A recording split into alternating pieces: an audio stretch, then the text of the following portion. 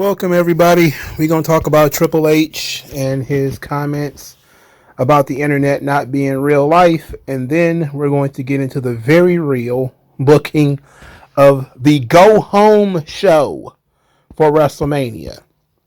Yes, this was the final Monday Night Raw before WrestleMania. But first, let's talk about Triple H and his comments about the internet.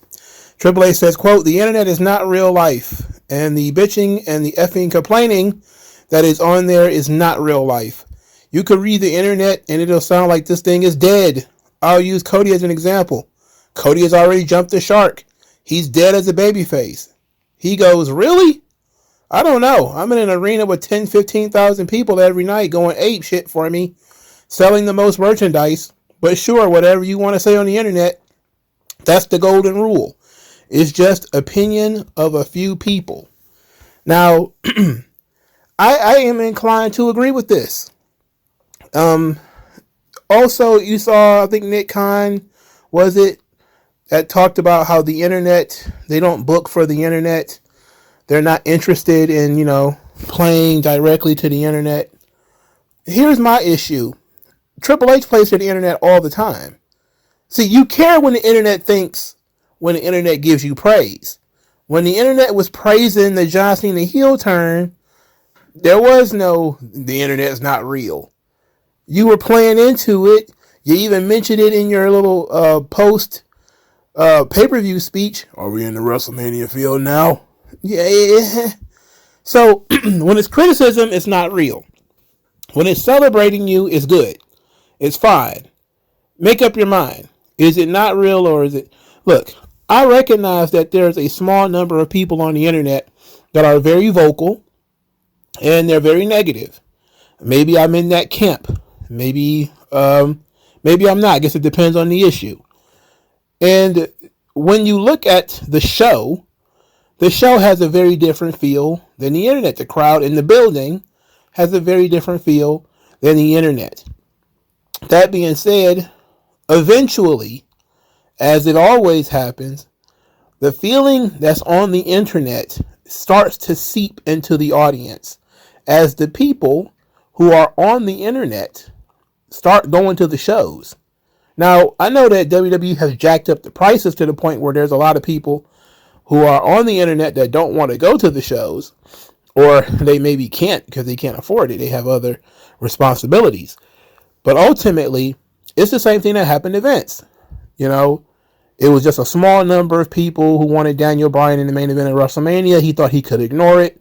But then enough of those people got into the buildings. They started making noise. Bryan Daniel started selling merchandise. He had to give in. It happens, But don't tell me that the internet doesn't have any sort of effect on you when you're playing to the internet, when you're talking to the internet, when you've got John Cena repeating stuff that the internet has said, when you've got all of these guys throughout various promos repeating what is being said on the internet. I mean, stop telling me that the internet is not that important and you don't really care about what people think on the internet. Sure, there are some people who don't like Cody. Those people absolutely exist. There's people who think that Cody trying to cover yet another WrestleMania where his opponent barely shows up, which is like the third year in a row he's had to do that, is a bit excessive. And you start hearing Cody, and it only brings out the worst in Cody when he doesn't have anybody to play off of. Then he has to stand there and monologue to nobody, and those are the worst things that he could do. He's a good promo. But when he don't have anybody to play off of, he just gets out there and his worst instincts take over. He needs his opponent to be there. 2 years of Roman Reigns not showing up every week. And then this year is John Cena not showing up every week. I mean, you're asking a lot from this guy to be able to build a match by himself. Enough is enough of that, okay? But there are people who didn't like him in AEW. They just don't like Cody. I mean, it is what it is. So Cody is not really a good example. But there are other things that the internet doesn't like that do work. And I think Jey Uso is one of them. I think that's probably the best example. If you look at every arena, they're rocking for Jey Uso, and the internet just kind of complains and groans about it because they don't really like him. But the audience do, the kids do. You know, they hated the idea of Jey Uso winning the Royal Rumble. But he was selling the most merchandise. So it was the right decision, even though I personally don't like it. It was a good, smart business decision.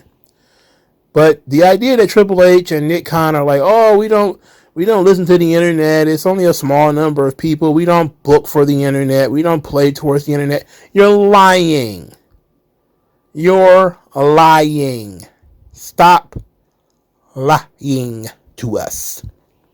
All right, now that my opening monologue is over, let's get into the review. We're going to start with the final segment, and I want to tell you guys something that's been on my heart for a little while now. I don't need Roman Reigns and Seth Rollins to engage in a forever feud. They've been feuding for 10 years. Off and on for 10 years. Enough's enough. Enough's enough with the Shield chair shot to the back. Like, how many times can we have to see this? How many times is this going to be the most traumatic thing that ever happened to Roman Reigns, and it happens to him every other year now?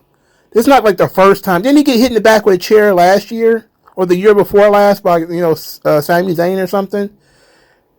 He hit him in the back with a chair. I don't care about that. Somebody should be setting somebody on fire by this point. All right? I'm going to tell you something else before we get into the real review. WrestleMania 38, Seth Rollins didn't really even have an opponent. He ended up wrestling Cody and losing. The next year, they stuck him with Logan Paul, right? And Seth Rollins complained. He was like, oh man, Cody Rhodes is coming back into WWE and he's getting all these main events. Man, that don't seem fair. I stayed and I worked hard. I built this, blah, blah, blah, blah. He was in the main event of WrestleMania 40. He had nothing to do with that storyline. He was just a hanger-on. He just rode Cody and Roman's coattails. And he's doing the same thing this year. And it's been since Triple H took over. I know that Vince was still kind of floating around for 39. That's why 39 has some element of fun to it. But this WrestleMania has not been fun at all. It has not been fun at all. It's quite drab. The closing segment in the go-home show to WrestleMania this year, the big ooh, was a guy getting hit in the back with a chair, which happens every single week. And he wasn't even the first person to get hit with a chair tonight. So, Paul is sitting with Punk, and they're buddied up, and Punk's telling Paul, like, oh, look at my eyes, what do you see? And Paul is like, the cult of personality? And then here comes Roman. He marches to the ring, Paul sniveling behind him. And then we're going to cut into Roman asks the people to acknowledge him. They do so in large numbers. They chant, they sing. I'm tired of the singing. We're going to go on. We're going to talk about that more with Jey Uso, but I'm tired of all the singing. It's excessive singing, excessive yeeting. It eats up too much time on the show. Let's just talk about it now. All the Seth Rollins songs, the Roman Reigns, Cody Rhodes. It's too much. You don't have to do that every time you see them. They have business to attend to when they come out there. Let them attend to their business, please. Instead of you needing to serenade them every week. And especially when they haven't done anything except show up. If you want to sing after they did something cool, fine. You want to sing the entrance music, fine. I don't need the entrance music to go for 10 minutes. But okay, fine. The excessive amount of singing and chanting, it would be okay if it didn't slow the pace of the show to a crawl. It is ridiculous. I think I said a couple of weeks ago, this stuff was fine when it was just Undertaker who had a 10-minute entrance. Then it gets to the point where everybody's got to have a long entrance. Take your time so they can sing your song. Take your time so they can chant. Then everybody's got a 5 or 6 minute entrance now. Like, why? Everybody's got to have some kind of ring chant or something. Like, let's get out of here. This is ridiculous. Anyway. So, Roman is out there. The crowd has acknowledged him. He then asked Paul, why did Paul betray him? Paul said that he didn't betray Roman. He's just paying back a favor. He's paying back a debt. Then Roman said that, people who do favors, you're supposed to pay the favor back personally. The only person who's getting screwed out of this situation is him. He did not ask anybody to join his team for War Games, so he should not have to pay back the favor. So why is he picking up the tab for Paul Heyman's stupid, dumbass favor? Which is a good question, by the way. Seth Rollins starts going on this rant about he's being super dramatic. This is the biggest, most important triple threat match of all time because the winner of this match gets to decide the future. Huh? What is this? What do you mean you get to decide the future? Does the people want more, Roman Reigns who, don't show up to work and only show up when it's convenient? Or they're going to have more CM Punks who disappear and leave when going gets tough and come back to leech off of the success of others? And I was like, AEW? Because he went to AEW to leech off of their success. And all of those guys were just leeching off of each other's success. And found out that he was King Leech and they didn't want him there. Which was quite interesting. When you really think about it, the AEW fans, they'll feel that. Like the Young Bucks and the Kenny Omegas and all those guys, they thought they built the alternative while CM Punk just talked about it. And then he showed up in 2020, was it 2021 or 2022, piggybacking off of their success and then try to take over, the audacity.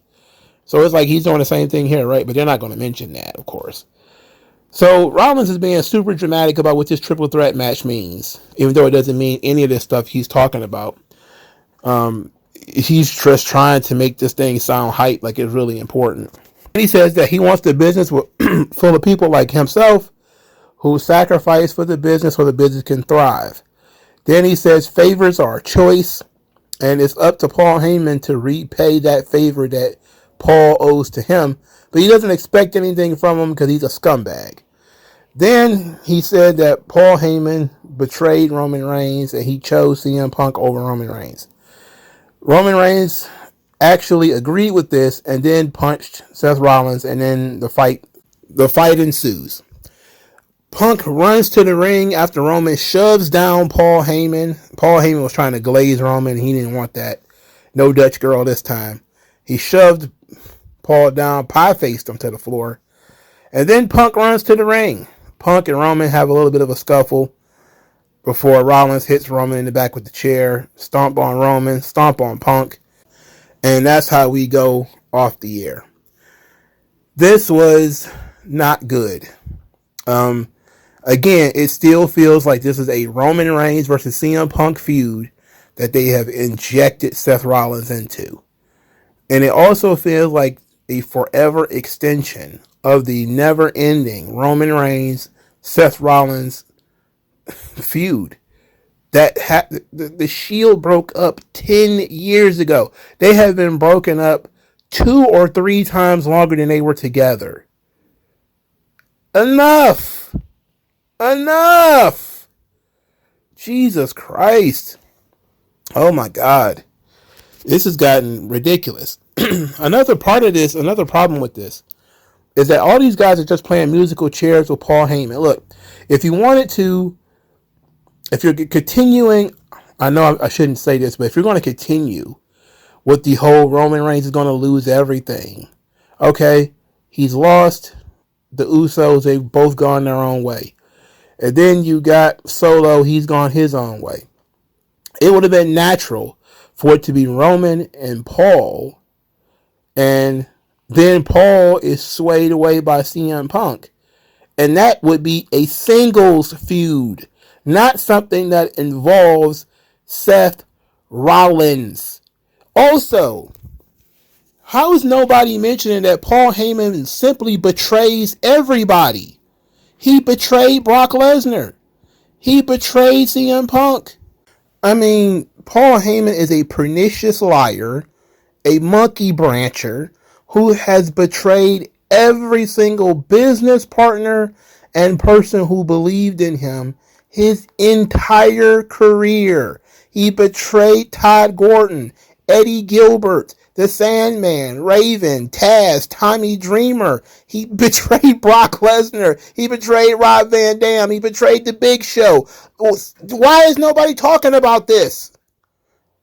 Why is nobody talking about Paul Heyman being the most pernicious, sniveling liar who has no truth in him whatsoever? And this is not a conversation that is occurred on WWF TV yet. It's ridiculous. We're talking about how Paul has been the victim of CM Punk and he's been the victim of Roman Reigns where they left him out to dry. Okay, let's talk about Paul siding up with the Big Show to take out Rob Van Dam, or how he sided up with the Big Show to take out Brock Lesnar, or how he sided up with Roman to take out Brock Lesnar, or how he sided up with Ryback to take out CM Punk. We should be having those conversations if we're going to go back into a character's history.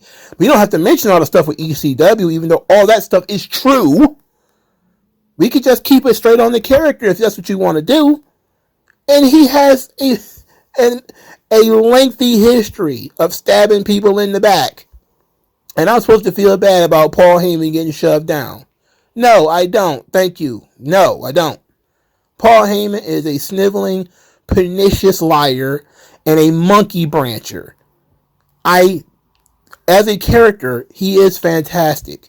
But if you want to talk about character histories, Paul Heyman is the most untrustworthy human being in the entire history of the WWE. And that includes Vince McMahon in character, of course. And Stephanie McMahon. Paul Heyman is the most pernicious backstabber and monkey brancher in WWE history.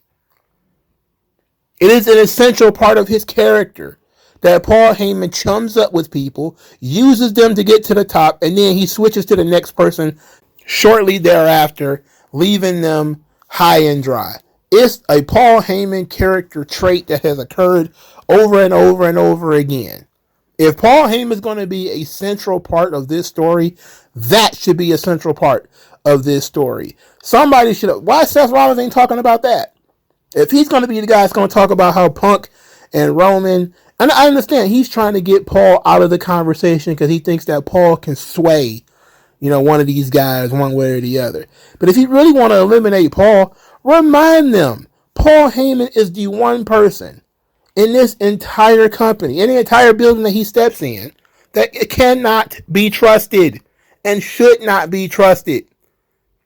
But above all that, this just wasn't interesting. Just above all that, it's not interesting. It has not been interesting watching these three people feud, as clearly the issue is between Punk and Roman over Paul, and Paul's friendship and his managerial services.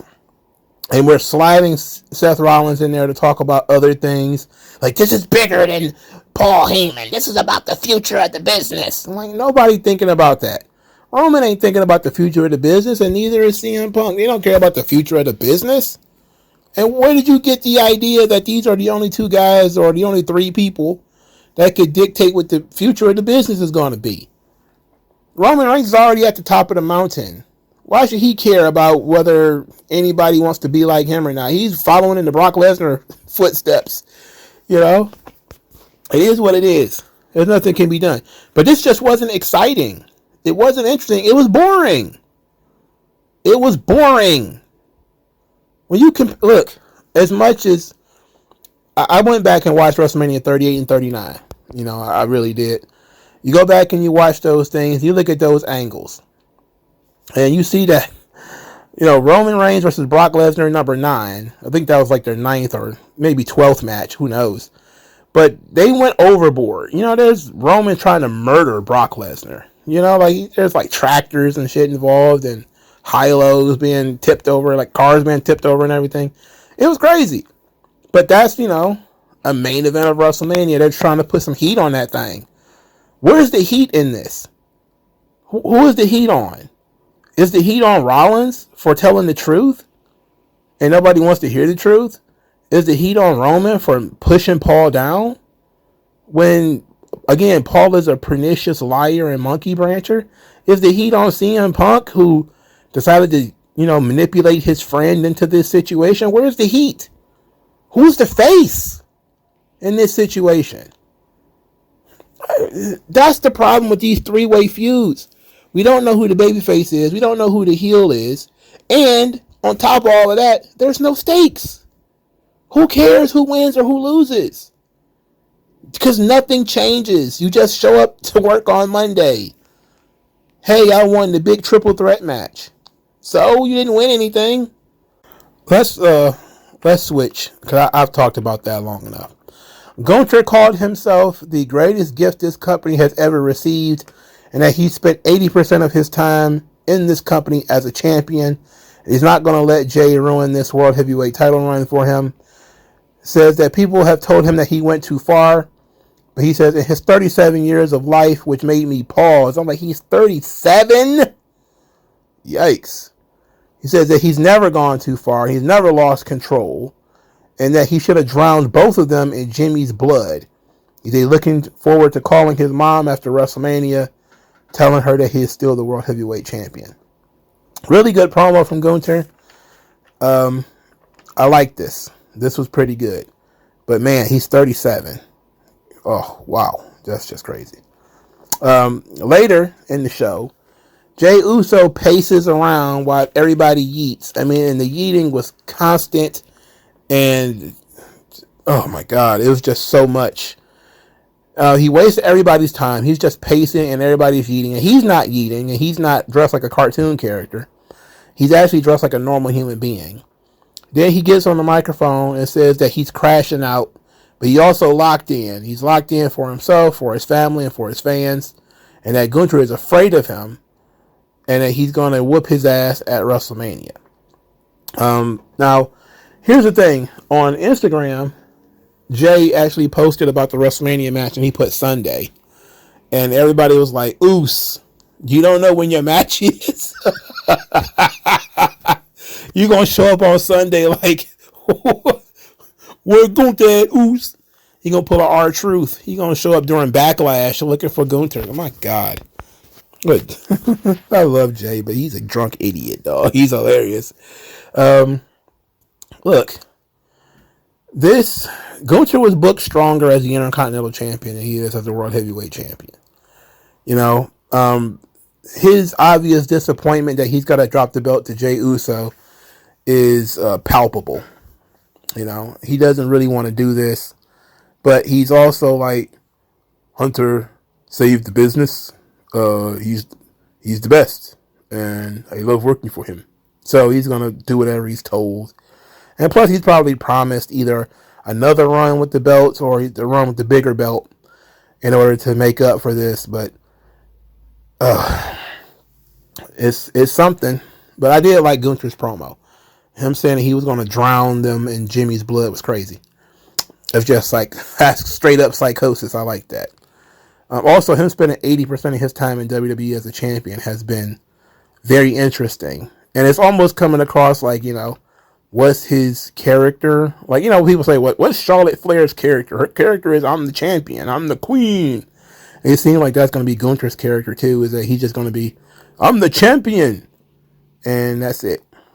If he's not the champion, he's about to become the champion, or he's about to wrestle a champion or something. But he has avoided personal feuds so far. I wonder how long that's going to be able to last. All right, let's get into all these goddamn matches that they decided to throw at us. Bayley defeated Liv Morgan. This match was a little too long, but it was okay ultimately.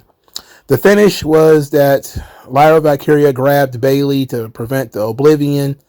After Liv Morgan rolled off the ropes, Bayley caught her in a jackknife pin. Stole the 1, 2, 3. Not a bad match, but Liv Morgan is not a naturally athletic young lady. She's a great character, though, but athleticism is not necessarily her strong suit. But okay. Rey Mysterio defeated Julius Creed.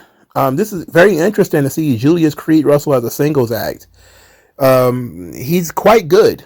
He's a big guy. He's athletic. He's young. I'm a big fan of Julius Creed and his brother as a tag team. If there was any chance of him being a singles act, I would welcome that. But there's no chance of that. He is kind of plain. It's kind of a generic pro-America guy. Whatever. The Crews both got ejected because they kept interfering, but Gable came back dressed as El Grande Americano to cause a distraction. He ended up costing Julius Creed the match. Then he loaded his mask to attack Rey Mysterio again and gave him a flying headbutt with the metal in the mask. Later, Chad Gable says that he's glad that a young up-and-comer will replace him at WrestleMania, and El Grande Americano will prove to be the greatest luchador of all time. All right, I get a kick out of this El Grande Americano thing, so it's fun. The idea that Chad Gable is not sure how old El Grande Americano is, considering there's newspaper articles about him and that he's taking pictures with a young male masquerist and a Blue Demon who's alive. You know, Blue Demon died 25 years ago. So, I mean, El Grande Americano's got to be somewhat... If he was taking pictures with a young Blue Demon, then he's not a young up-and-comer. But that's part of the hilarity of the gimmick, is he's obviously lying. And it's an obvious, ridiculous lie. But it's fun. You know, I still don't think it's a WrestleMania match. It feels like a match from Raw that just kind of threw on the show. But, I mean, it's going to be a good match. And Rey Mysterio is 50 years old. He can still do so much physically. The guy's a marvel. Whatever stem cells he's got in his body, keep it up for as long as possible. And you know what? There's probably some guys that are half Rey's age that could probably use some stem cells right about now to get their body back in motion. All right. AJ Styles defeated Karrion Kross. Karrion Kross came to the ring with the Fall and Pray theme, his old NXT entrance, and it seemed like he was going to be serious for the first time in a long time. Karrion Kross has been putting in so much effort on this storyline with Logan Paul, trying to represent the boys, trying to draw out the best of AJ Styles so he wouldn't lose to Logan Paul. And to me, this felt like a waste of time. Like, you had Karrion Kross, who looks amazing. He's trying to tap into his inner killer. But you can never go backwards. You can only go forwards. So I'm okay with them bringing back Fall and Pray, but I'm glad that he hasn't shaved his head. So he's trying to tap into what he used to be, which is good, but you can never go back. So you just can't redo things.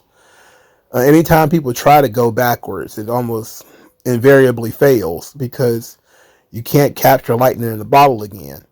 But that is a superior entrance, his Fall and Pray entrance, and it got a great reaction, unlike all his other entrances that he's had since then. Also, this is first Karrion Kross match on Raw in, I think, over a year. He's been on this show for a long time, not wrestling. And he certainly hasn't wrestled a singles match in a long time. The match itself was solid. It wasn't bad.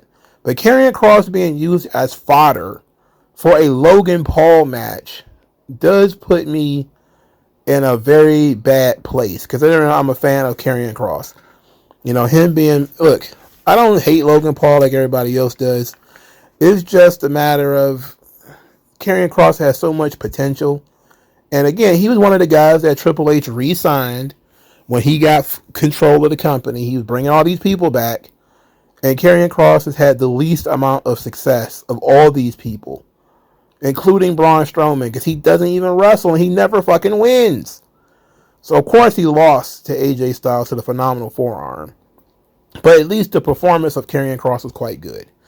Afterwards, Logan Paul appeared, had a video package for himself. Then Karrion Kross and Logan Paul jumped AJ Styles, who fought them both off until Logan Paul hit him with a right hook. The right hook was followed up with the pulverizer to end the segment. Yikes. Logan Paul is an annoying character. He's good at his job. He's good at what they're asking him to do. He's going to have a hell of a match with AJ Styles. I think he's probably going to give AJ Styles one of his better WrestleMania matches. I know people have been very hard on the AJ Styles Edge match. I just thought it was too slow. I don't think it was necessarily bad. I think it was kind of high grade mid. Similar to AJ Styles and Chris Jericho, which is kind of high grade mid.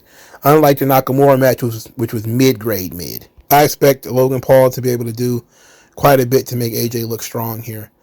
But Karrion Kross, man, I don't know.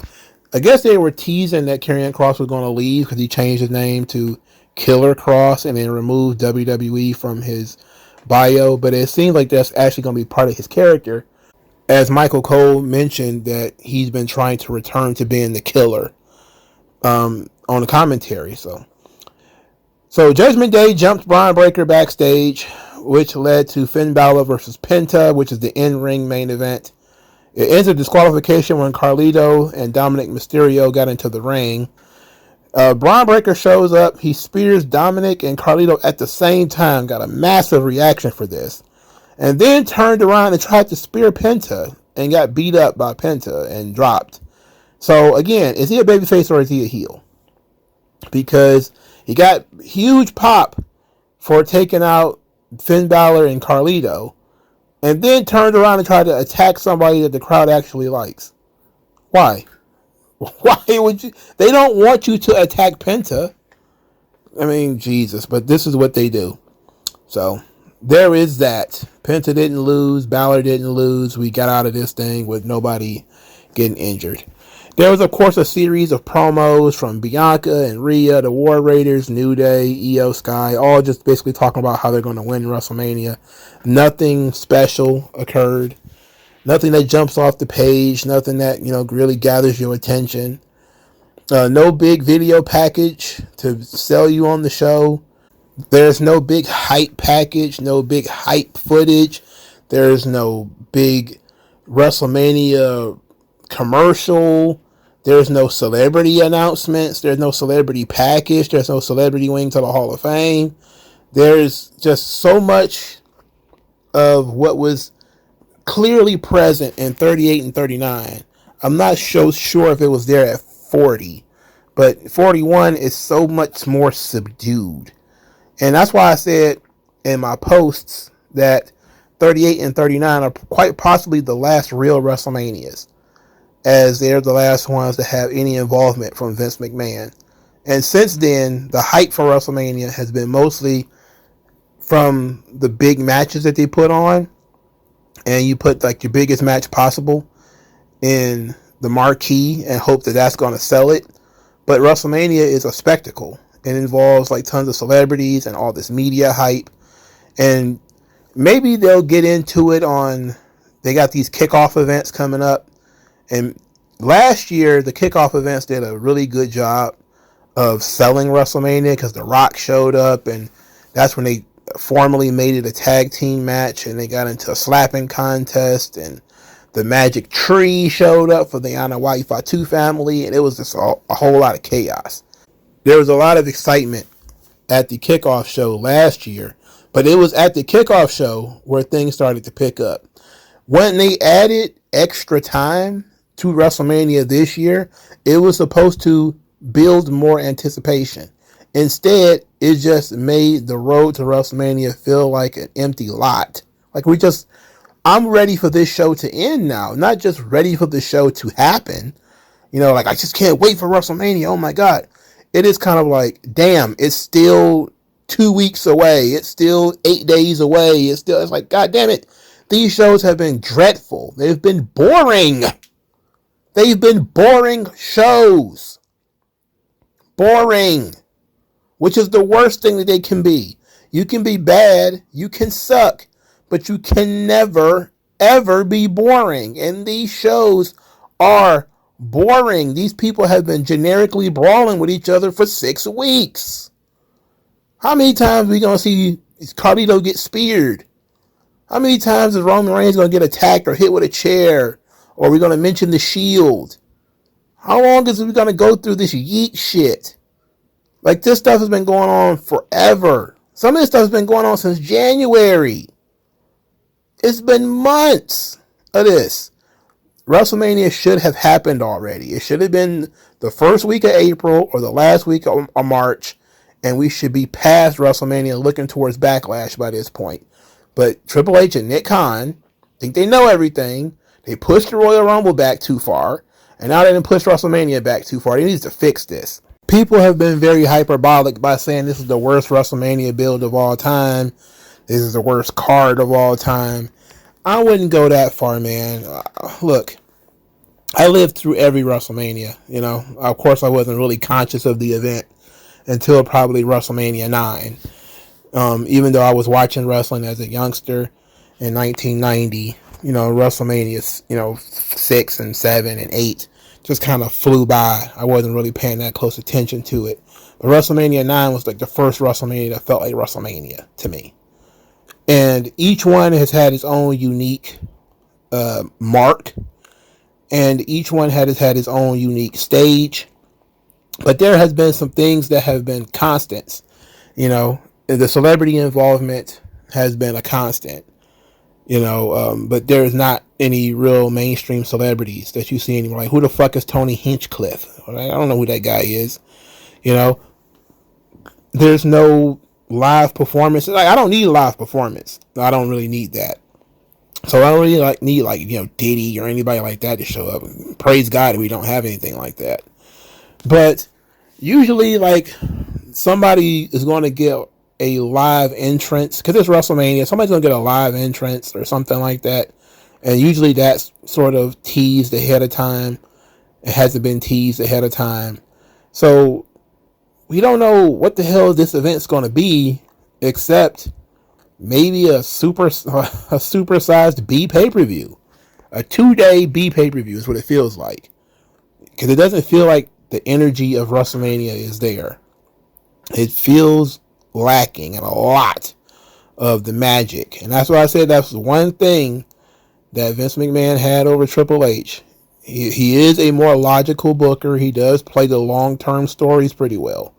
But he lacks the ability to adapt. He lacks the ability to pivot. And he doesn't have the magic. He doesn't know what makes the ship run. He just knows that the ship can run and knows how to keep the ship running. But that special juice that gets people excited for events that they probably don't even like, and then get nostalgic for events that they hated. Like, there's so many people who are nostalgic for WrestleManias that they didn't like. You know, like, they go back and watch WrestleMania 31 and be like, oh, this was so cool. And they hated the event, you know, or they hated the rest of the show. They made like 2 or 3 matches and that's it. You know, out of a whole 4 or 5 hour card. But today, even if it's the best in-ring matches possible, people are looking at it like, it's not, you're going to serve this up, it's going to be fine, but where's all the accoutrements? People are now like, what's the stage going to look like? Like, you think there's going to be a stage? You think TKO is about to spend money on a hookup, a themed stage? I don't think so. I'm not even expecting a stage at this point. I'm thinking it's going to be, they're probably going to have like a really nice video screen. And that's probably going to be it. They're going to say, oh, we got to make room to sell more tickets, guys. So we're not going to build a giant contraption, which would have been fun for TV and gave it a unique feel and a unique look, which I'm hoping it changes. Because I know last year they just had the big XL and that was it. There was nothing real special about WrestleMania last year except the giant XL. I'm expecting something. I'm hoping that because it's in Las Vegas and it's Nick Khan's backyard, that he will want to put on the biggest extravaganza possible. But that would have meant putting on the biggest matches possible, which would have mean no Seth Rollins in your main event and no Io Sky. But considering Triple H is putting his favorites in these positions, which I didn't even mention, and I should. I'm mentioning it now since I got your attention.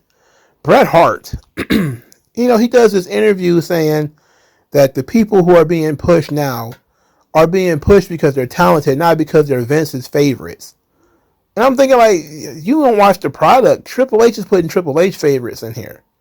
All right? There's under no circumstances should Io Sky be in the middle of this Rhea Ripley versus Bianca Belair match that is a WrestleMania match that people want to see and would pay to see, but you threw Io Sky in there for no good reason.